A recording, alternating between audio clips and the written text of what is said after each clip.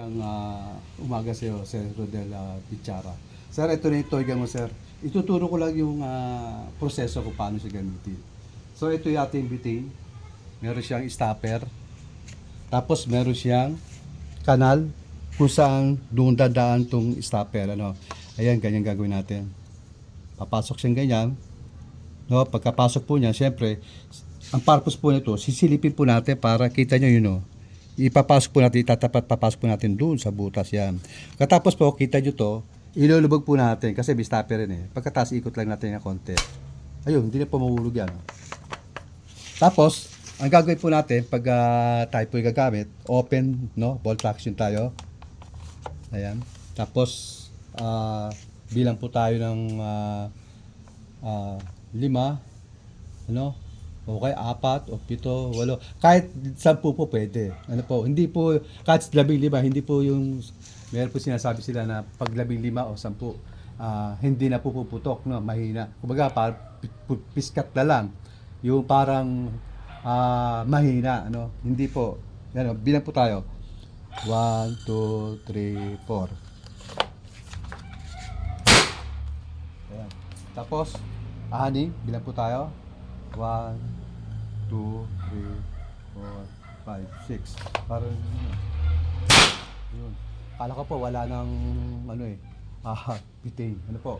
Malakas po yan. Siyempre, pag 6 po hanggang 8, puputok po yan. Subukan po natin yung sinasabi lang 15. Pag 15 daw po, hindi na daw po puputok. Sabi po sa akin ng isang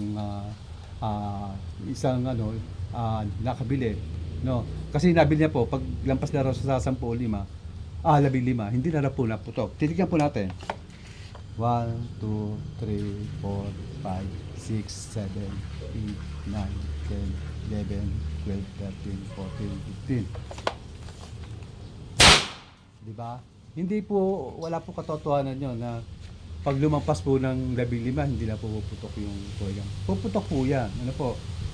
Hindi po pwede na hindi po puputok. Hindi yan po yung pump eh. Yung pump po, pag nasobrahan, yun po talagang hindi po naputok. Kailangan hanggang 7 yun, 6 na putok. Tapos, yung pong paggamit po nito, sir, no? Paggamit po nito, ang proseso rin po, para safety po, ang gagawin natin, mag-ano po tayo rito, no? Pupus po na tayo rito, karga, 1, 2, 3, 4, 5, 6, 7. After po niyan, saka po natin lagyan ng bala. Ayan. Saka po natin iputok. Putok po na natin doon sa may, Tapos yan, lampasan na po. Tapos, ang gagawin natin dito, Castig, sir, ganito, no? Wag puro yung maglalagay agad tayo ng bala. Ang gagawin po natin, karga po muna to. Tapos, saka po tayo maglalagay ng bala. Ano po? Yun po yung pinaka-the best. Kung gusto niya lang mas safe. Sa akin po, para sa security, para safety po tayo. Ano po? Pagkatapos, no, yung katulad ng ganyan, no, yung lalagyan agad ng bala, pwede rin po lagyan agad ng bala. No. Kaya lang, siyempre, bisa pag-ikot, hindi natin alam, biglang makalabit natin to, na disgrasya, matamaan. Problema po yan. Kaya, saka isa pa pong maganda po rito mga boss, mga casting. Pag po tayo nagkakarga, ganyan, 1, 2, 3, 4, 5, 6. Tapos saka lang tayo maglalagay ng bala. Ano ko, lagay tayo ng bala. Tapos, ganyan. Tapos ang kaway po natin, hindi po agad nakapasok na gano'n. Huwag pong gano'n, no? Lagi po lang ganyan. Pag may target na po tayo, saka po tayo tututok ngayon. Saka po tayo babaril. Yung, ganun po yung mga bossing. Dapat po ganun, para po hindi po tayo makadisgrasya. Kasi disgrasya po, hindi po natin masasabi yan. Bigla po yan. Wala po makapagsabi yan. Kaya yun po yung gagawin natin. Bago po tayo babarilin po tayo, no? Uulitin ko po ulit. Karga po muna hanggang 7, kung hindi natin bibilangin na. Tapos, saka lang tayo maglalagay ng bala. Ano po? Ganyan. Hindi po yung gagawin po natin. Lagay po agad ng bala. Tapos, push. Tapos, saka puputok. Diba? Sablay po yun. Ano po? Mali po yun. Medyo mahihina po no, kasi konti na karga natin. Pero ito, ano natin. Ulitin natin. Ayun. Medyo kaya na kasi saglit lang eh. Hanggang 3 lang yun eh. 1, 2, 3. Ayun. Yun po yung kaya na, kaya medyo mahina. Pero pag yung bibiyahin po natin ng 5, yung medyo 5, hindi po mahina yun. Ayan. So, yun lang po sir ha. Tinuro ko lang po yung proseso po para di po tayo magkaroon ng problema, yung disgrasya, ano po.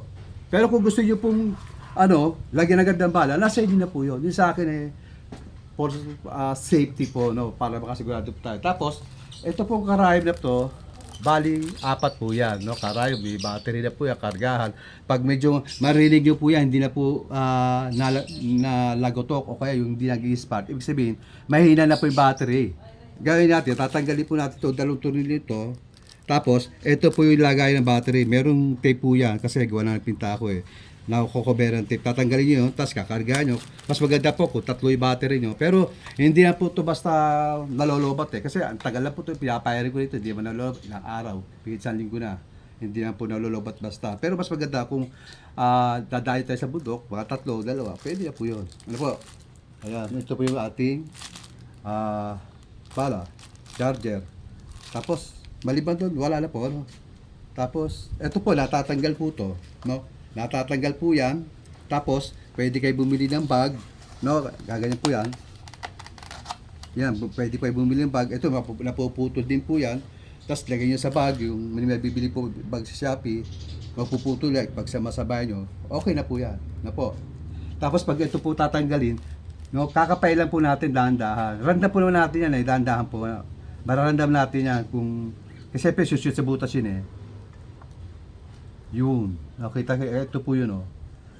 Tapos, ibabalik po natin to kasi nandun yung pinakanal eh. Ayan po yan oh. Tapos papasok kita. Ito purpose ito para makita po natin yung pinakadulo para makita natin kung papasok siya yung mismo sa sirin. Ayan. Tapos, ang gagawin po natin ito, ilulubog po din natin. Oh. Kita nyo, ipupus po natin. Push natin na konti lang, ikot lang natin konti. Oops, wala na.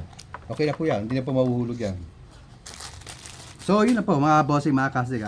Maraming salamat po sa inyo lahat, bossing, mga kastig. Yan, pakipalo na po yung aming Wallen Alex official, no? Kung okay lang po sa inyo, no? Hindi po na supportan sa inyo, pakipalo na po. Pero kung ayaw niyo na po, okay lang po yun. Sabi, karapatan niyo po yun. Ano po? Eh, sa amin lang, baka sakali, makahingi ng konting pabor po. Thank you po sa inyo lahat. Maraming salamat po. God bless.